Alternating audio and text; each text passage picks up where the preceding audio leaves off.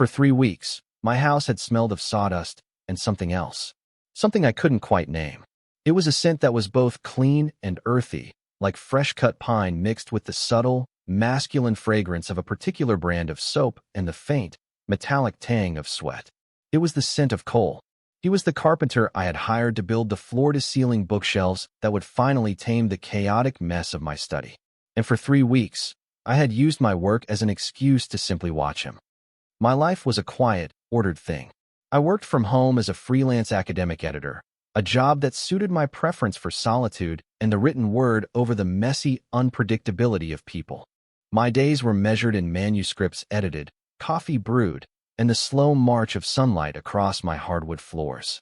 It was a life of emotional stasis, a carefully constructed fortress against the loneliness I refused to acknowledge.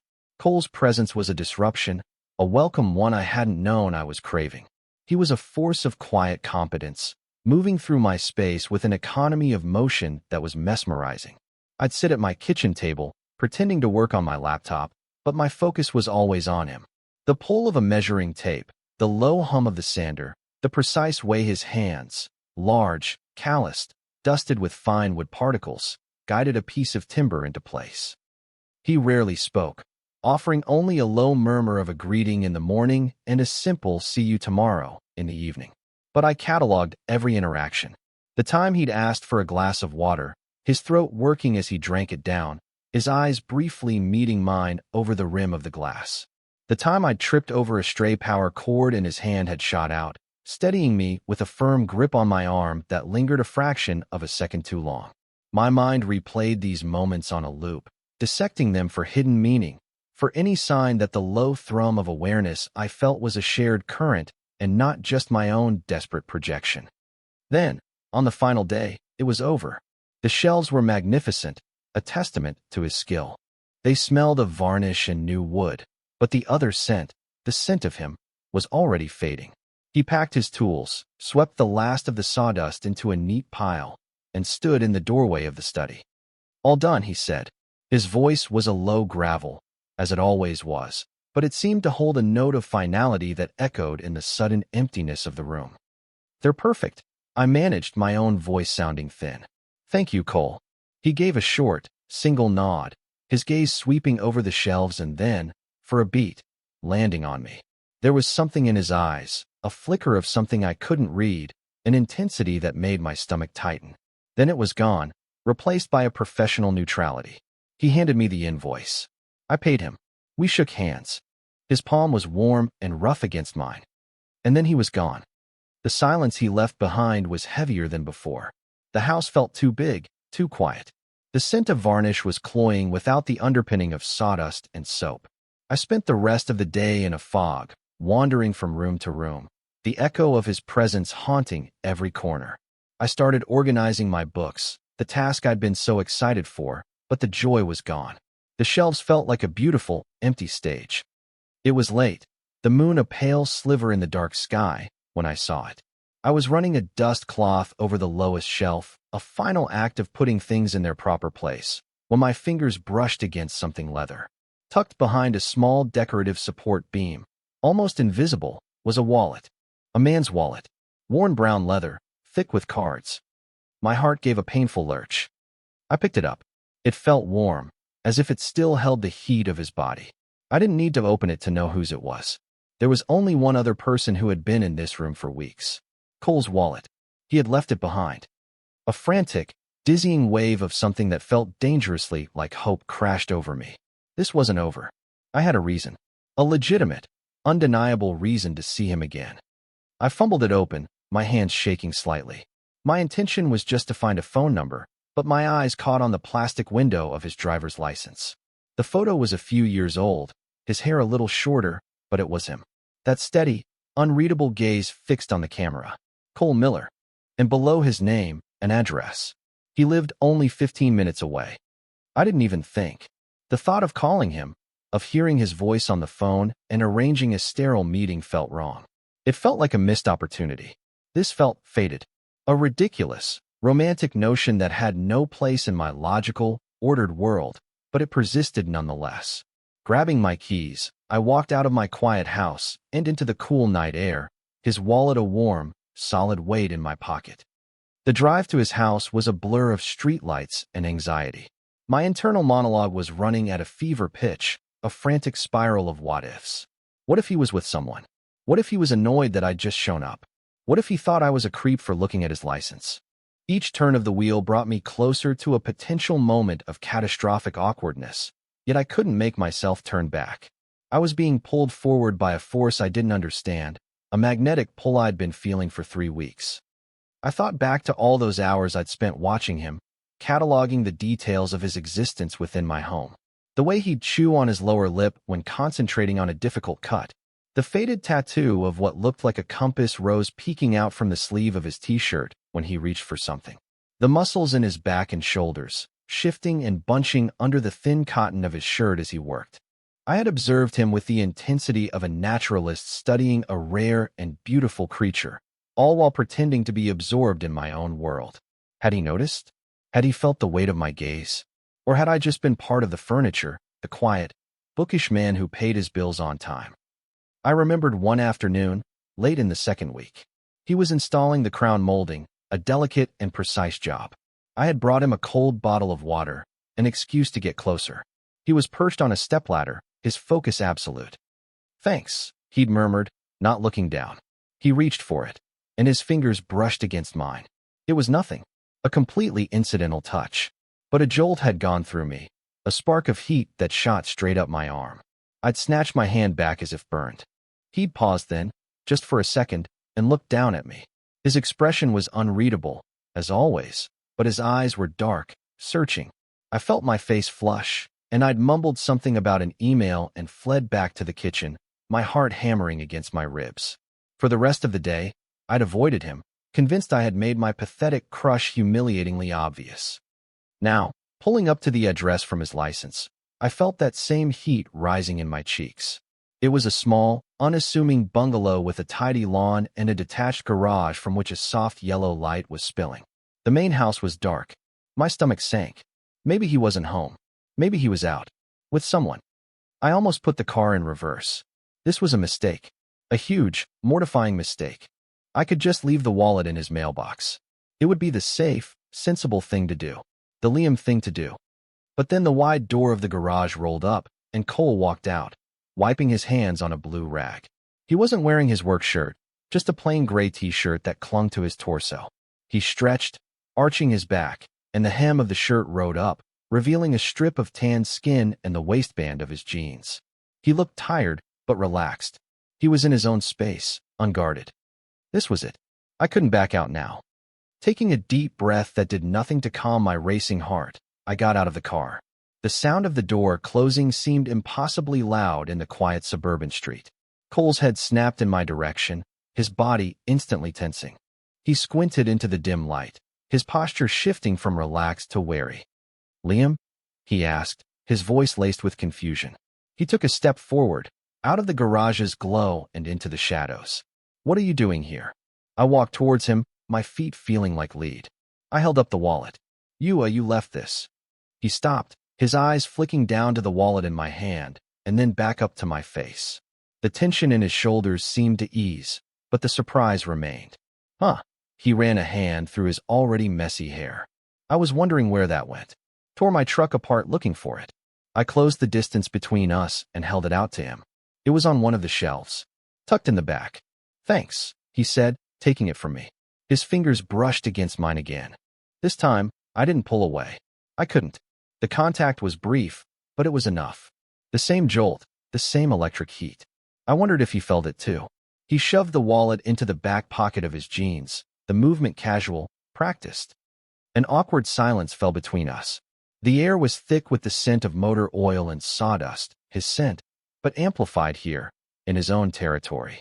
I should leave. I had completed my mission. The transaction was over. "Well," I said, my voice cracking slightly. I cleared my throat. "I should get going. Just wanted to make sure you got it." I started to take a step back, to retreat to the safety of my car and my quiet, ordered life. "Hey, wait," he said. I froze. "You drove all the way out here," he continued, gesturing vaguely with the rag still in his hand. Least I can do is offer you a beer or something. My mind screamed no. It screamed that this was the point of no return, that accepting the invitation was stepping off a cliff. But my mouth had other ideas. Okay, I heard myself say. Yeah, a beer sounds good. He gave a small, almost imperceptible smile. It wasn't the professional, polite smile I was used to. This one was different. It crinkled the corners of his eyes. Come on in, he said, turning and leading the way back towards the garage. The garage was a temple of organized chaos. Tools hung from pegboards in neat rows, cans of stain and paint were arranged on shelves, and a half-finished wooden chest sat in the center of the room, smelling richly of cedar. It was a space that was unequivocally his. I felt like an intruder, a scholar wandering into a warrior's armory. He pulled 2 beers from a small fridge tucked in a corner, twisted the caps off on the edge of a workbench, and handed one to me. Our fingers brushed again as I took the cold bottle. This time, I was sure I saw a flicker in his eyes. A confirmation.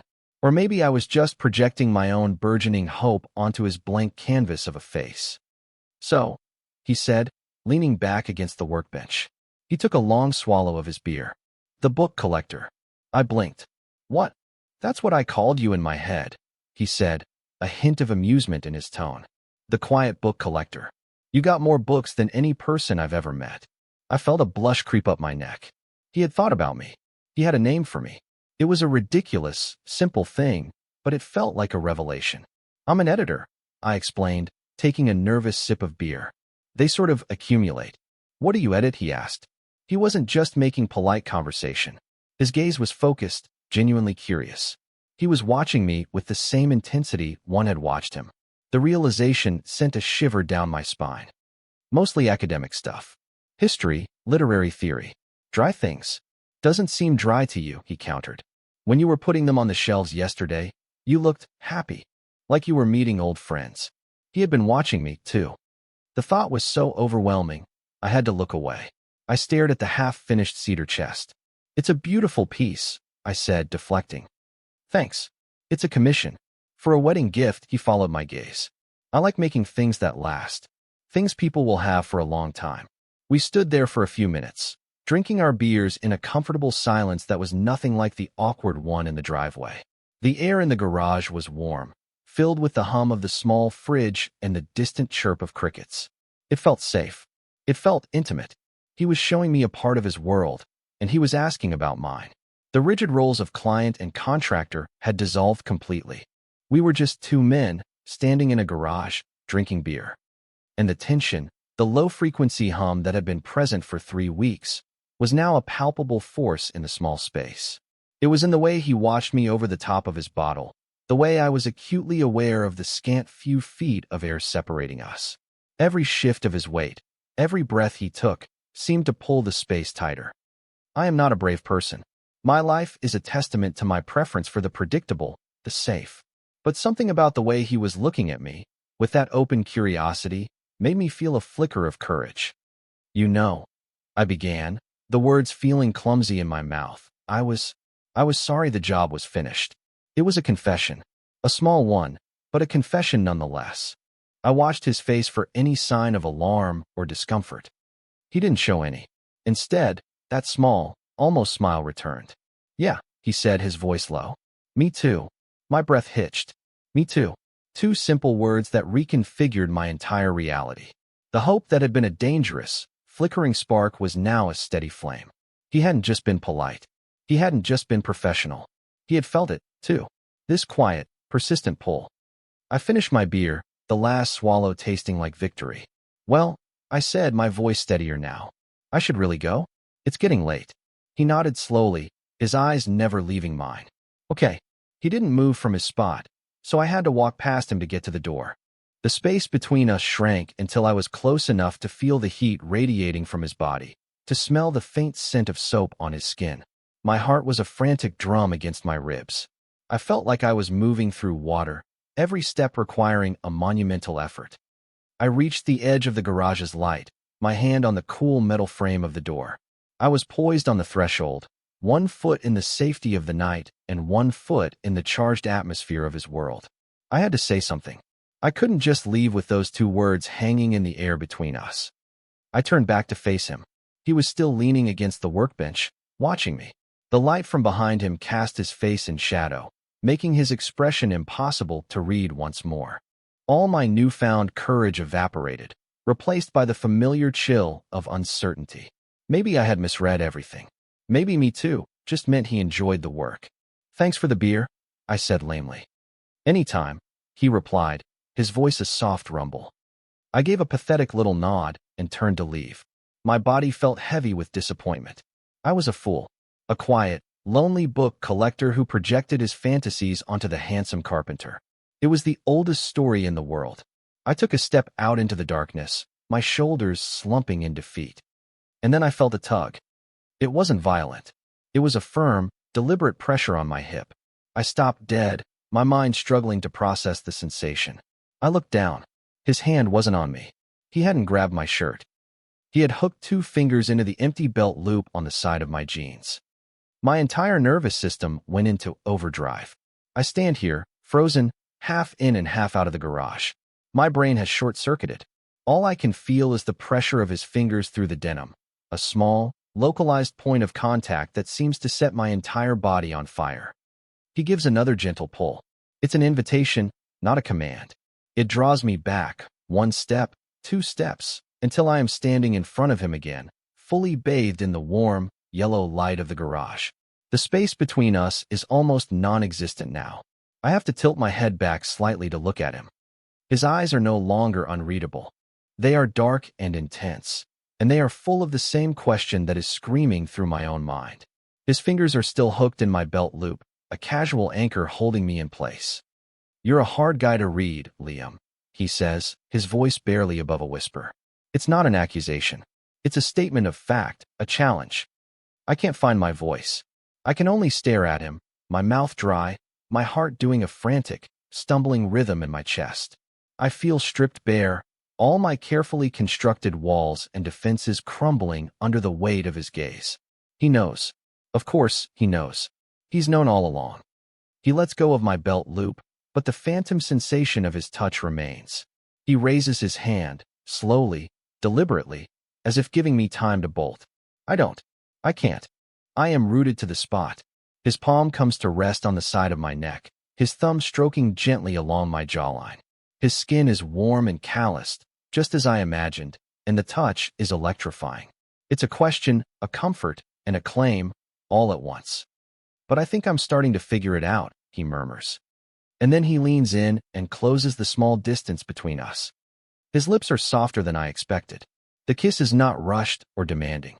It's hesitant at first, a gentle pressure, a question. Is this okay? And all the fear, all the anxiety, all the lonely years of watching from the sidelines just dissolve. I feel a strangled noise escape my throat, a sound of pure, unadulterated relief. My hands, which had been hanging uselessly at my sides, come up to rest on his chest. I can feel the steady, solid beat of his heart under my palm. I kiss him back. I pour every unspoken thought, every stolen glance, every moment of desperate, secret yearning from the last 3 weeks into that kiss. The hesitation vanishes, replaced by a deep, resonant rightness. It feels like coming home to a place I've never been before. His other hand comes up to cup my face, holding me steady as the kiss deepens.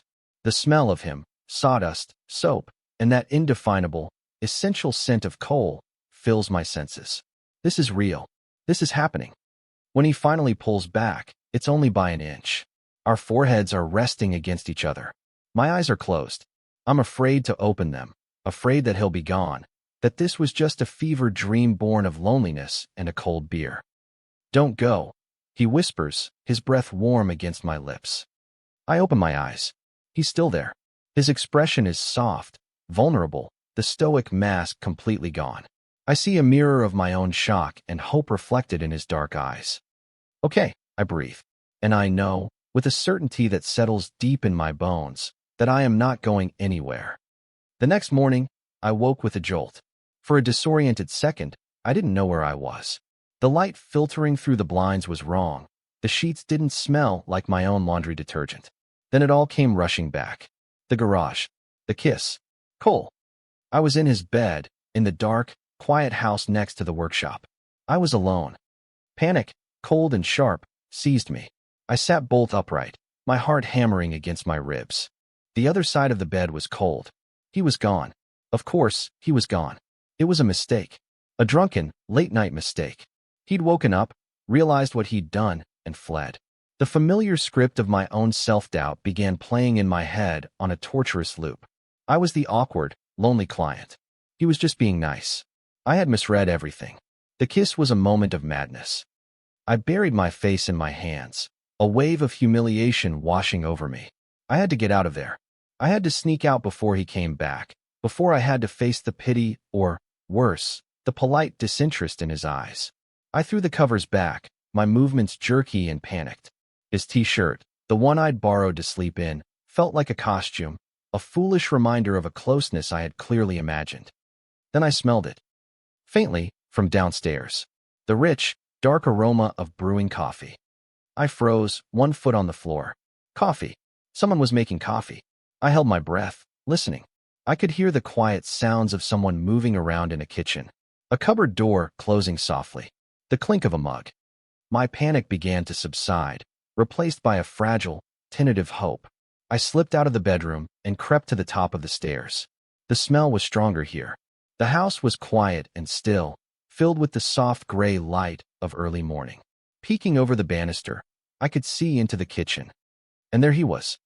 Cole was standing at the counter, his back to me, wearing the same jeans from last night and a fresh t-shirt. He was pouring hot water into a French press, his movements slow and deliberate. He looked domestic. He looked like he belonged there. He looked like he wasn't going anywhere. The relief was so profound it almost buckled my knees. I leaned against the wall, my hand over my chest, trying to quiet my still racing heart. He hadn't run. He hadn't regretted it. He was making coffee. He must have heard me, because he turned. He didn't look surprised or awkward. He looked up at me, and his face broke into that same small, genuine smile from the garage, the one that made his eyes crinkle. "Morning," he said, his voice a low, sleep-roughened rumble. "Figured you could use this." He held up a coffee mug. All my fear, all my carefully constructed scenarios of rejection, evaporated in the warmth of that simple gesture. I walked down the stairs, my bare feet silent on the wooden steps. I felt shy, exposed, standing in his kitchen in his shirt, the events of the night before hanging in the air between us, shimmering and new. He passed me the mug, and our fingers brushed. This time, the touch wasn't a jolt. It was a quiet confirmation, a current of warmth that flowed between us. I took a sip. The coffee was strong and perfect. "I thought you'd left," I admitted, my voice quiet. I couldn't look at him. I stared into the black depths of my mug instead. I felt him move closer. "Why would I leave?" he asked gently. I shrugged, feeling foolish. "I don't know. I'm not used to this." "This?" he prompted. I finally risked a glance at him. He was watching me with a soft, patient expression. "This?" I said, gesturing vaguely between us. "Waking up, and you still being here." A look of understanding dawned on his face. He reached out and placed his hand on my arm, his touch grounding. "Liam," he said, his voice serious. "I'm not going anywhere. Unless you want me to." "No," I said, the word coming out faster and more forcefully than I intended. "No, I don't want you to." He smiled, a real, full smile this time. It transformed his face, chasing away the last of his stoic reserve. "Good," he said, "because I was thinking about those bookshelves." My brow furrowed in confusion. "The bookshelves?" "Yeah, they're going to need a lot of books to fill them up. And you said you're an editor, so I figure you must have to read a lot. Which means you probably need a lot of quiet." He paused, his thumb stroking my arm. "And my place," he said, looking around his own kitchen, "is not that quiet. My workshop, my neighbors. But your place is quiet." I stared at him, my mind slowly piecing together what he was trying to say. He wasn't talking about work. "I like your quiet, Liam," he finished softly. We stood there in his kitchen, the morning sun slanting through the window, the smell of coffee in the air. We didn't talk about the future, we didn't define what this was. We didn't need to. It was all there, in the space between us. In the way he was looking at me, like I was something precious he had finally found. In the way my hand was resting on his chest, feeling the steady beat of his heart. Later, After a breakfast of toast and more coffee, I drove home. But this time, I wasn't alone. Cole followed me in his truck. He said he'd left his good sander in my study. It was a flimsy excuse, and we both knew it. When we walked into my house, it felt different. The silence wasn't heavy anymore. It was peaceful. The scent of varnish on the new shelves no longer seemed cloying. It smelled like a new beginning. Cole walked into the study and ran his hand over the smooth wood of his creation. I came and stood beside him, looking at the beautiful, empty shelves waiting to be filled. "You were right," I said quietly. I was happy, putting the books away. "They're like old friends." He turned to me, his expression serious. "I want to meet your friends," he said. He took my hand, his rough, calloused fingers lacing through mine. It felt solid. It felt right. He brought my hand to his lips and pressed a soft kiss to my knuckles. My gaze drifted from our joined hands to his face, then to the shelves he had built, the structures that had inadvertently brought our two quiet worlds together. For so long, I had been an observer, a narrator of other people's stories, living within the pages of my books. My own life was a story I was too afraid to write. But now, standing here with Cole's hand in mine, feeling the solid, grounding weight of his presence beside me, I realized a new chapter was beginning. And for the first time, I wasn't just the narrator. I was a part of the story. I was no longer alone in my quiet house. I was home,